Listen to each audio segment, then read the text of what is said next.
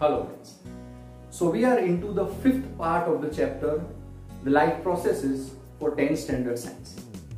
In the last class we have discussed very well about the nutrition in case of amoeba. But today our main focus lies on the Homo sapiens, that is human beings. So we shall focus on the nutrition in case of human beings. Now the entire digestive system of human beings is categorized into two basic parts, the alimentary canal and digestive glands. The first part, that is the alimentary canal. Alimentary canal means the digestive tract. It is a tract through which the food will be passing on. That is, right from the mouth, the food will go, it will pass on into the various regions, reaching out the waste materials through glands. And during the course of the transport of the food, a lot of juices will be released. So those juices which are released by certain digestive glands.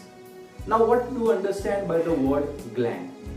Gland means any structure that releases some juice, that is said to be a gland. Fine.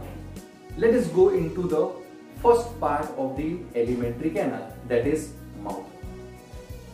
Now when we take the food with our hands and put it into our mouth, what happens?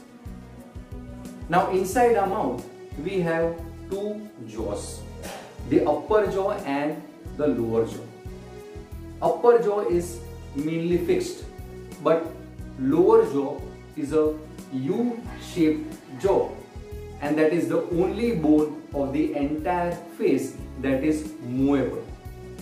On these two jaws there are teeth which are mainly fixed. We have four types of teeth. We humans have four types of teeth, right from the central region to the back side. The front one, which are mainly straight, they are said to be the incisors. That is mainly used for the purpose of the cutting purpose.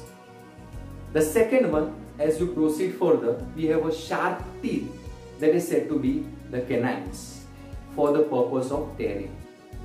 And then we have the premolars and the molars, that is the broader teeth which are used for the grinding and the chewing purpose. These are the four types of teeth. We humans have two sets of teeth. That is, when a child is born and after a certain point of age, they acquire some sort of teeth and they are said to be the milk teeth. But later on, they fall off and the child acquires the permanent teeth. So we have the two sets of teeth, that is the milk teeth and the permanent teeth. So when the food is taken inside our mouth, it is basically chewed properly with the help of our teeth. Then the tongue. Now tongue helps in a lot of purposes, that is the speech, the taste, and in case of the swallowing also. But when the food is taken inside and chewed properly, the tongue plays a huge role in mixing the food, and as a result of which the proper churning, the proper mixing of the food, it takes place inside our mouth.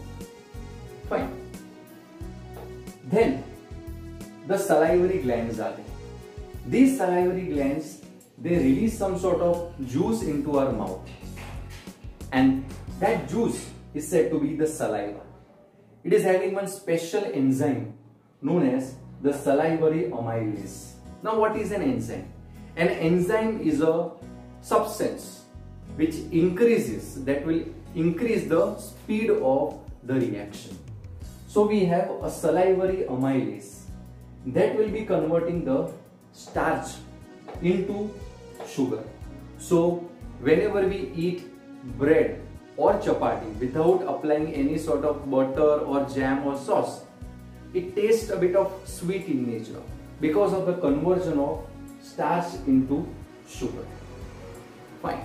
So the proper mixing of the food has taken place into our mouth, with the help of teeth, the tongue, and the swallowing of the food with the help of the tongue.